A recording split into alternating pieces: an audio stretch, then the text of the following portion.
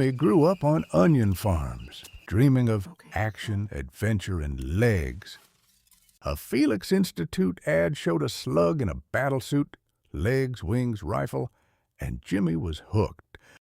He aced the physical, barely passed robotics, and landed in farming protection with heavy armor and a beetle helper. At a Sahara well gone dry, warped crystals fused into a mineral man.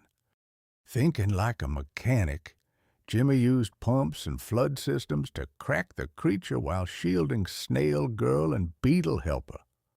Back at base, he realized real heroism wasn't flashy gear.